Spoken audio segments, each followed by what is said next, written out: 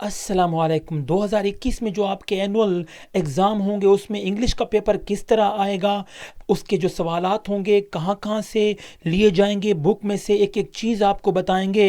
ये इसलिए बोर्ड ने दिया है जिसे हम पेपर पैटर्न कहते हैं, ताकि आपको पेपर की तैयारी में आसानी लगे और आपको पता हो कि आपके पेपर के जो सवालात हैं वो बुक में से कहाँ कहाँ से आए हैं।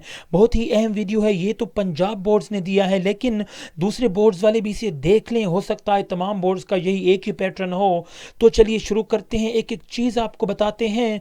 अगर कुछ समझ नहीं आता तो मेहरबानी करके आप पूछें, उससे बार बार पूछें। नीचे कमेंट बॉक्स में आप टाइप कर सकते हैं। कुछ भी समझ नहीं आता हम इंशाअल्लाह ताला आपकी रहनुमाई करेंगे, आपको बताएंगे। तो चलिए शुरू करते हैं। सबसे पहले ऑब्जेक्टिव की बात कर लेते हैं। ये 10वीं क्लास इंग्लिश का पेपर है। सबसे पहले ऑब्जेक्टिव की बात कर लेते हैं, ठीक है। ये टाइम इसका 20 मिनट्स होगा, 20 मिनट होगा। तो देखते हैं पहला सवाल कहाँ से लिया जाएगा। जो पहला चूज ए है, choose the correct form of verb. जी हाँ, ये फॉर्म ऑफ वर्ब का सवाल होगा जिसमें 5 जुज़े हैं, 5 नंबर का होगा।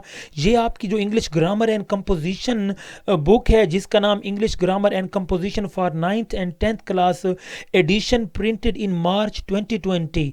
जी हाँ, जो 2020 का एडिशन होगा वही ले लें, इससे पुराना एडिशन नहीं लेना।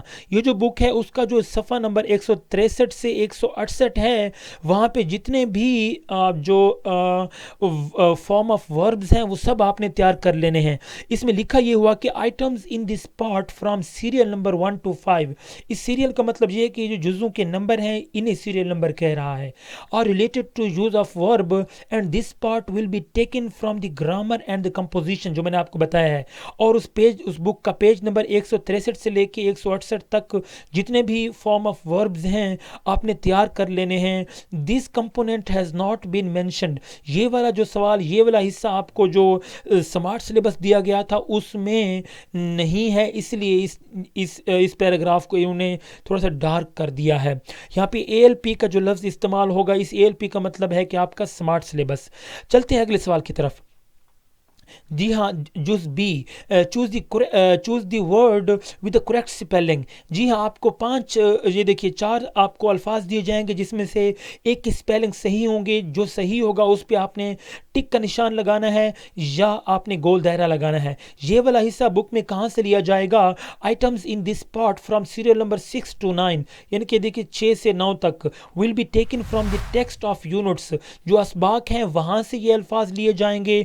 और glossary and the parts of exercises mentioned in the ALP approved by PCTB। जी हाँ, ये तो एक तो असबाक में से लिए जाएंगे, दूसरा जो एक्सरसाइजेज होंगी उनमें जो ग्लॉसरी होगी वहीं से लिए जाएंगे, उस ग्लॉसरी में से लिए जाएंगे। याद रहे ये जो एक्सरसाइजेज हैं ये वही होंगी जो कि आपको स्मार्ट सिलेबस में बताई जा चुकी है, उससे बाहर कुछ भी नहीं आएगा। सी की बात कर लेते हैं। Choose the correct option and fill up the respective bubble. जी हाँ, इसमें से जो मीनिंग के हवाले से, प्रेयर मीन्स, इसमें 4 अल्फाज दिए गए होंगे, ठीक है। मीनिंग के हवाले से जो भी सही ऑप्शन होगा उसी के ऊपर आपने टिक का निशान या दायरे का निशान लगाना है। ये वाला हिस्सा जो है ये कहाँ से आएगा? Items in this part from serial number 10 to 14 will be taken from the text of units and parts of exercise mention in ALP. ये वाला जो हिस्सा है असबाक में से लिया जाएगा और उन एक्सरसाइजेज में से लिया जाएगा जो कि आपको स्मार्ट सिलेबस में बताई गई हैं। अगले सवाल की तरफ चलते हैं। D, choose the correct option according to the grammar. Grammar के हवाले से जो जुमला दिया गया होगा उसमें जो सही ऑप्शन होगी उसकी मदद से आपने खाली जगह पूरी करनी होगी या आपने टिक का निशान लगाना होगा। ये डी जो सवाल है ये आपको कहाँ से दिया जाएगा? Items in this part from serial number 15 to 19 will be taken from the parts of the exercises of units. जो असबाक की जो एक्सरसाइजेज हैं, सिर्फ एक्सरसाइजेज में से ये वाला हिस्सा सवाल का दिया जाएगा।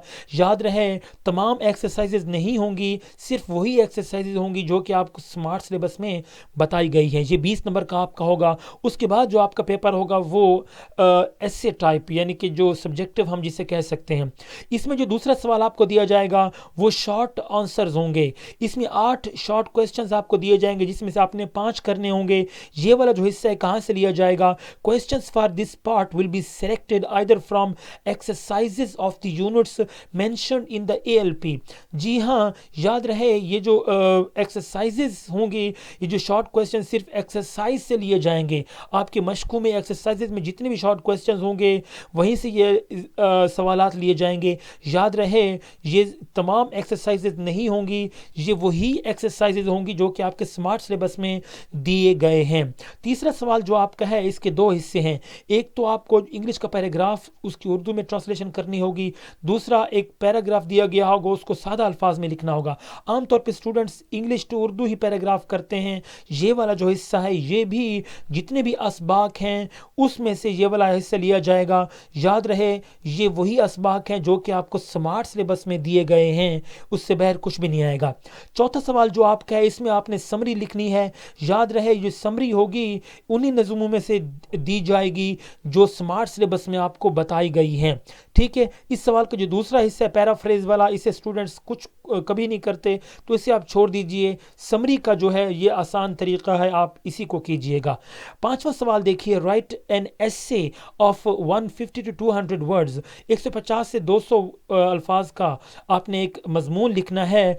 3 दिए गए होंगे उसमें से आपने एक करना होगा। ये कहाँ से लिए जाएंगे? These atoms have been taken from the topic mention in the ALP। जी हाँ, ये भी आपको आपके स्मार्ट सिलेबस में जितने भी एसेस दिए गए होंगे वहीं से ये लिए जाएंगे।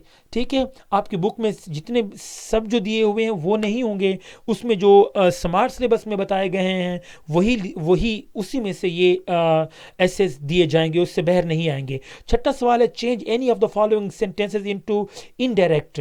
जी हाँ, आपको डायरेक्ट सेंटेंसेस दिए गए होंगे, आपने उनको इनडायरेक्ट में करना होगा। 8 दिए जाएंगे, कोई से 5 आपको करने हैं। ये कहाँ से लिए जाएंगे? These items have been taken from the grammar and composition from direct and indirect narration mention in ALP। ये आपने मुकम्मल नहीं करने, ये वही करने हैं जितने आपके स्मार्ट सिलेबस में मौजूद होंगे। लेकिन याद रहे ये तैयार आपने कहाँ से करने हैं, जो मैं आपको पहले बता चुका हूँ, पंजाब टेक्स्ट बुक बोर्ड की जो ग्रामर की जो 2020 का एडिशन है वहीं से करने हैं, किसी और आपने हेल्पिंग बुक से नहीं करने। 7वां सवाल आपके पास है, use any 5 of the following pair of words. Pair of words आपको 8 दिए जाएंगे, उसमें से 5 आपने करने होंगे। ये भी आपको करने उसी ग्रामर की बुक में से हैं, लेकिन जितने आपको स्मार्ट सिलेबस में बताए गए होंगे वही आपने करने हैं। याद रखिए ALP का मतलब है एक्सेलरेटेड लर्निंग प्रोग्राम। ये आपके स्मार्ट सिलेबस का नाम है जो कि आपको पहले दिया गया है। आखिरी सवाल जो है ये या तो ये इंग्लिश मीडियम के स्टूडेंट्स के लिए है या फिर जो फॉरेन स्टूडेंट्स हैं उनके लिए ये सवाल होता है। Translate the following paragraph into English, alternative questions for candidates whose medium of, ये मैं आपको बता चुका हूँ उर्दू में। ये कहाँ से लिया जाएगा? Translation of the paragraph is from Urdu into English have been taken from the contents mention in ALP। जो स्मार्ट सिलेबस आपको बताया गया उसी में से लिए जाएंगे। And the option of writing paragraph has been selected from the topic of essays mention in the ALP। और एसेज में जितने भी टॉपिक हैं जो सेलेक्ट किए गए हैं वो भी आपके इसी स्मार्ट सिलेबस से लिए गए हैं। तो ये था आपका पेपर पैटर्न। अगर कुछ समझ में नहीं आया तो पूछ सकते हैं। स्मार्ट सिलेबस अगर आपको चाहिए तो उसका लिंक भी आपको दिया गया है, वो वहां से आप ले सकते हैं। यार इसे नेकी की नीयत से शेयर कर दो, काफ़ी सारे स्टूडेंट्स ऐसे होंगे जिनको पता नहीं होगा, उन तक ये पहुंच जाएगा। जितना आप शेयर करेंगे, आपका शेयर किया गया जितने लोग पढ़ेंगे आपको सवाब मिलता रहेगा। Thank you so much. कुछ समझ नहीं आता तो पूछो भाई, पूछो। अल्लाह हाफिज़।